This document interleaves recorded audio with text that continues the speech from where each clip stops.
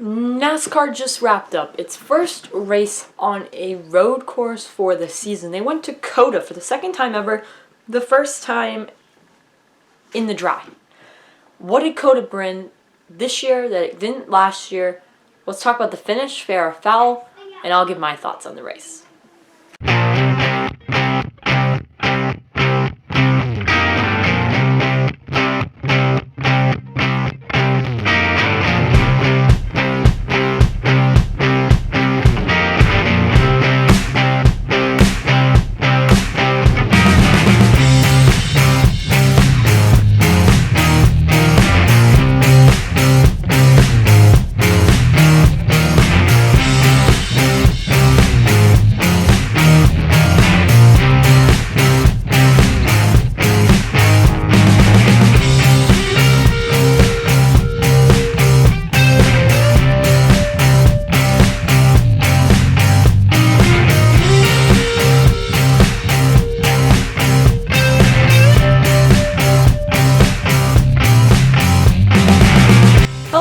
Welcome back to another video. My name is Cameron Simpson. If you're new here, please consider hitting that subscribe button. If you're a NASCAR fan, we do this every Monday evening. We also do news weekly and stuff like that. But hello everyone, welcome back to another video. My name, as I said, is Cameron Simpson. Let's get into it. So I want to start by talking about the finish of the race, as we normally do here, where we talk about the start of the race, the end of the race at the start of the video. Basically, this race ended in non-typical road course fashion, I guess I can say. Normally, these road courses end pretty easily with, an 11-second, 12-second lead. We did not see that today, luckily, because that's one of the main reasons I always have different opinions on road courses than most people do, because they always end up with a 11-second lead. We didn't have that. We actually had a pretty close couple of laps there with a lot of cautions at the end, and we did end this race in overtime. On a lap, we had Ross Chastain in the lead, and AJ Allmendinger, who I guess we can kind of consider him a road course runner. He does run very well in these races. It's something that he's done for a very long time. He's good at the road courses. He's always has been. And so we can call him the road course runner. I mean, let's be honest, he runs well at the road courses. I mean, he's won on ovals in the Xfinity Series, but he's very good at the road course. So he is right there, a big threat in this race, and we knew that, and we expected that. So with them side by side, AJ Allmendinger takes a shot. I want to say it's turn 12, maybe it was 19 he took the shot. It was one of those two. He threw the shot in that corner, and he got it. He took the lead.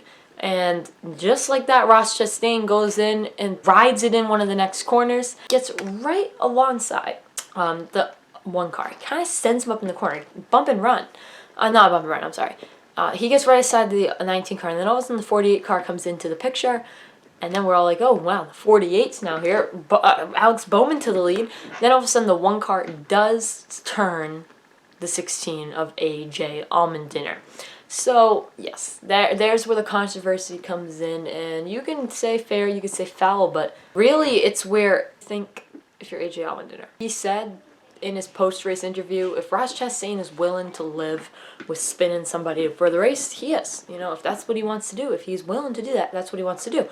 And Ross Chastain, said let's be honest, AJ did indeed put the bumper to the back of the 16 towards the end of that race. And the one car must have thought, well, then I'll just put the one to the bumper to the back of the 16. I feel like it's not fair. It's not foul. Why can't I do it? That's where I think that was settled on the track, because both of these drivers very good, very talented. The one car, Ross Chastain, very good this year, and knowing that this is a first career win on the line, I think it made him want to get it more. He was more motivated. He wanted to go out and get it. So when he put that block on, he put that bumper on, that's Ross Chastain wanting to get the first win. And I think we got to understand that. Now, this is first career win stuff here. We're not talking about something that, is new. We're talking about a first career win. And for these guys, I think it's very important. And for Ross Chastain and his team, it was very important. So I'm going to lean that this is a fair move, especially when the 16 put the bumper on the one just a couple laps before that. This, to me, is a fair move. I mean, Ross Chastain had to do something. He had to do something there. And if that's what he has to do to get this win, then I think he needed to do it. He did it and did end up pulling into victory lane. He had a fast car all day. Trackhouse had a pretty fast car. The 99 was up there led the first, all 15 laps of the first stage, and won the first stage until having his own problems in the first couple laps of the second stage. So there we go. That's kind of where it lies in this race. It's that move. You can interpret it, you can do it any other way you want, but in my opinion, this is what brings excitement to a road course. Road courses are not very excited. This is what I want in a road course race, to be honest with you, so I like it. I like to see these aggressive kind of short track moves being put in these corners. Who can outbrake it? Like the technical side, I like that. I want to see that. We don't normally get that at a finish, so I like it. I like the change, and for the most part, this race surprised me. We'll get to that in a little bit at the end, but I did like that. I like the change. I liked what we had there, and Ross Chastain did go over and take the win. And let's talk about that win for a second here. Ross Chastain, Trackhouse Racing, they get their first career win ever for that team and for Ross Chastain. Great job for them, and congratulations to them, because Trackhouse is a team brand new last year that has made moves that a lot of new teams don't make. They bought out Chip Ganassi. They get that one car. They have been running very decent with the 99 car. They have done stuff. They have promoted in ways that other teams have not. We had Pitbull. Pitbull now one of the faces of that team. So we have stuff like that, and it's just great to see. Great to see a driver and a team, work so well together. And, Justin Marks, a great guy for that team, continues to prove how much he's devoted and how much he's dedicated, and this team continues to show that they have chances to win. They will win. And so they proved that today. And it's a great win for Ross Chastain, our third first timer this year. So it's a big, big deal. This next gen car has already produced 3 brand new winners to NASCAR. 3. That's big. Big, big, big. Especially where it came not even, last weekend was at Atlanta. It was like 1 week in between 2 new winners. It's great. So I'm happy to see that. And I think NASCAR is as well. And for Ross Chastain and Trackhouse, definitely want to see Suarez get to victory lane next. 100%. All right, let's take a look at the rest of these finishing results. Alex Bowman, as we said, ends up getting second place there. Christopher Bell with the top 3. Much needed kind of points day. I know playoffs are not forever. Shouldn't even be talking about them yet. But, JGR and Toyota have been struggling as of late. So a third place finish, especially for Christopher Bell, who, I hate to say it this early, but we're looking what Ty Gibbs is doing down in the Xfinity Series. When Christopher Bell's a little bit on the hot seat here. I think every JGR Toyota-affiliated driver should kind of feel that way, but especially Christopher Bell. He kind of is in the hot seat here. And so sitting in third place is a big day for them. And so we don't know what's going to happen there, but I know it's early and it's kind of speculation, but Ty Gibbs is eventually going to need a ride. Maybe not next season, but, coming up, he's probably going to need a ride. Chase Elliott, the road course winner himself, who wins a ton of road courses, finishes 4th. Kind of a disappointing day, to be honest, for that team where we expected them to run up front and dominate. And I found it interesting in the broadcast what Clint Boyer was saying about them today, is they had this was a test out the car day, not really go for it. Kind of interested to hear that they were doing that and not going for the win as much. So we'll see what happens with that as the season progresses. I don't expect much out of that. Tyler Reddick in 5th, and as I said, we already had 3 first-timers. I can't imagine we will not see Tyler Reddick in victory lane before the end of the season. Great run for them. Ryan Blaney in 6th place today. Martin Truex Jr. in 7th. Had another decent day. He finished better than he ran most of the day, but it's a good finish there for him. Austin Cindric in 8th. Eric Jones in 9th. Austin Dillon in 10th. Kevin Harvick is in the top 15 again. William Byron in 12th. Decent day for Michael McDowell in 13th. Brad Keselowski in 14th. Got a horrible penalty. Slapped in the face with a penalty this week. And I think that Brad Keselowski and his team definitely need to do a little better there. That penalty is going to kill them. And really pointing their way in the playoffs is really not a thing right now. They're actually not even qualified for the playoffs. Maybe they are now, But as I going into this race, they weren't even qualified for the playoffs. So Brad Keselowski and his team need something desperately. I know it's early, but I mean already, a couple weeks in, they're dealing with problems. Justin Haley rounds out our top 15. Some notable finishers outside of the top 15. I want to talk about two. First is actually 3. Daniel Suarez, as I said, led 15 laps. He spun out on one of the restarts, finished 24th.